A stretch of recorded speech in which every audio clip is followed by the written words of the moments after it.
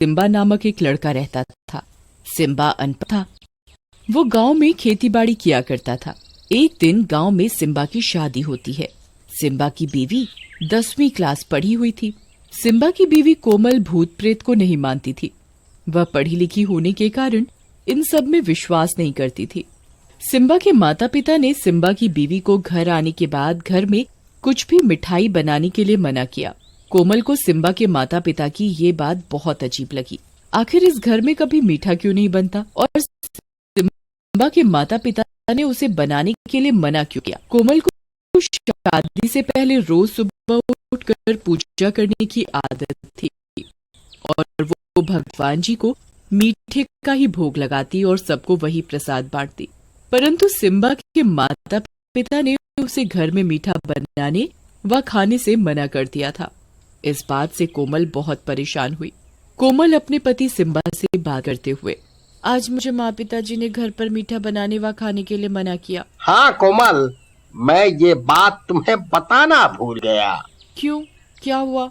अरे हमारे गांव में मीठा बनाना व खाना बिल्कुल मना है। हमारे गांव में अगर किसी के घर पर भी मीठा आ जाता है तो उसी दिन उसके घर में कुछ अनहोनी हो जाती है। अरे ये कैसे हो सकता है कि सारे गांव वासी मीठा बनाने और खाने से डरते हैं? हाँ कोमल, हमारे गांव में एक चुड़ैल का साया है। वो चुड़ैल सिर्फ खाने में मीठा ही खाती है और अगर गांव में किसी के भी घर में मीठा बन जाए तो उस चुड़ैल को पता लग जाता है। वो मीठा खाने के बहाने उसके घर में आ जाती है और उसके घर में अनहोनी कर देती है। कोमल ये बात सुनकर बहुत जोर जोर से हंसने लगती है। अजी, आपने भी क्या कहानी बनाई है। नहीं कोमल, तुम इस बात को बिल्कुल भी मजाक मत लेना। ये एक सच्ची बात है। और तुम्हें इस बात का बहुत ध्यान रखना है, हमारे घर पर कोई दिक्कत ना हो। हाँ अजी, ऐसा कुछ नहीं होता। ना ही मैं इन सब बातों पर विश्वास करती हूँ। मेरी तो बचपन से आदत रही है। मैं सुबह उठकर भगवान जी पूजा करती हूँ और उन्हें भोग में कुछ मीठा ही बनाकर खिलाती हूँ। कोमल, तुम्हें पूजा करने के लिए कोई मनाही नहीं है। तुम प्रसाद में कुछ भी बना कर भगवान जी को भोग लगा देना, परंतु घर पर मीठा नहीं बनना चाहिए, ना ही आना चाहिए। हाँ ठीक है। कोमल सिम्बा को ठीक है तो बोल देती है, परंतु वो अगले ही दिन उठकर चुपके से थोड़ा सा हलवा बना लेती है।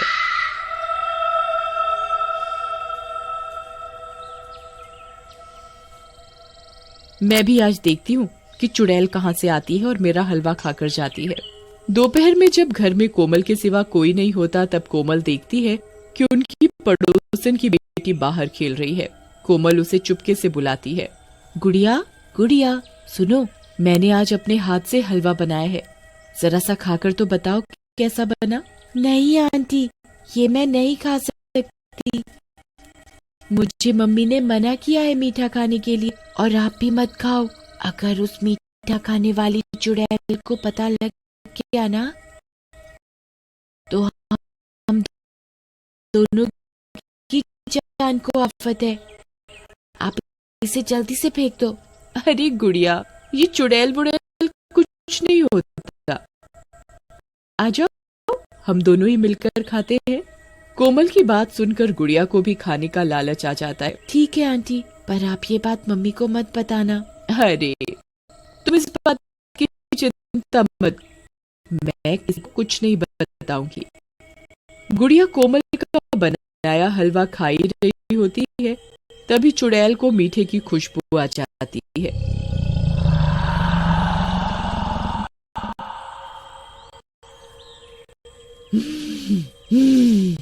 आज लगता है गांव में किसी ने कुछ मीठा बनाया है। आज तो मेरी दावत है। चुड़ैल सूंघते सूंघते कोमल के घर तक पहुंच जाती है।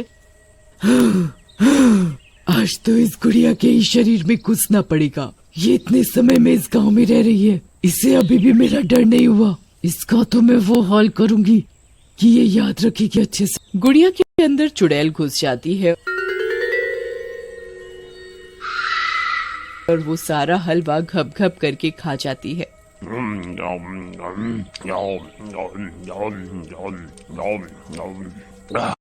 हलवा खाकर गुड़िया अपने घर चली जाती है। गुड़िया के अंदर अब चुड़ैल घुसने के कारण वो अजीबोगरीब हरकत करने लग जाती है।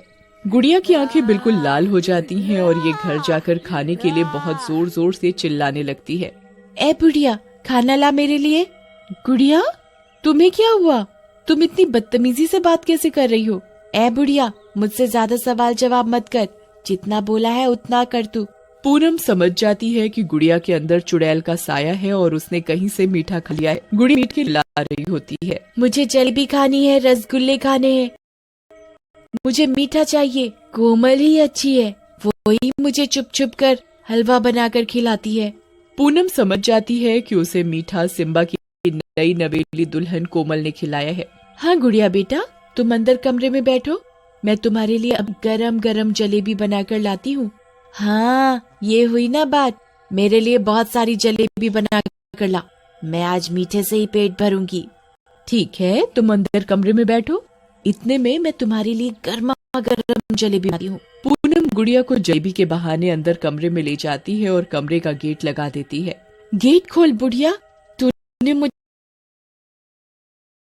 बोलती। अगले दिन पूनम गांव के बाबा के पास जाती है और उनके पास जाकर बहुत रोती है।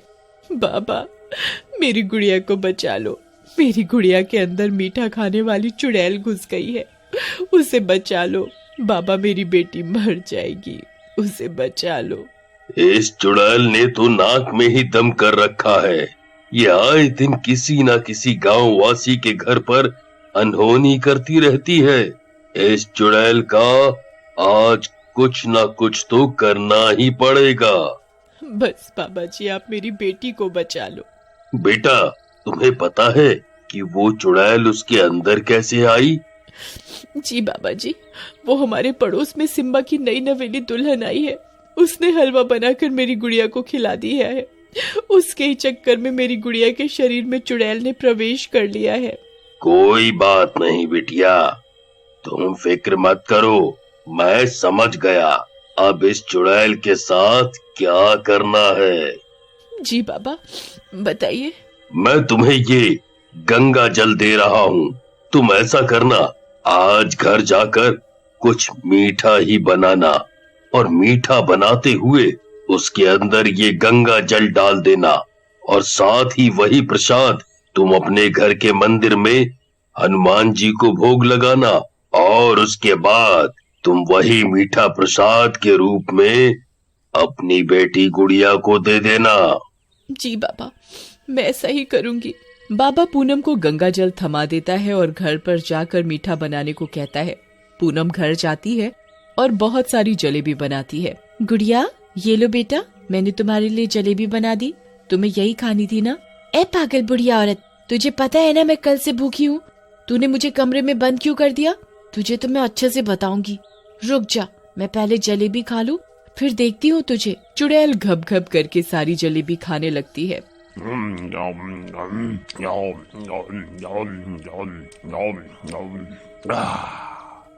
चुड़ैल को जलेबी खाते समय तो पता नहीं लगता कि वो हनुमान जी को भोग लगाया हुआ प्रसाद है।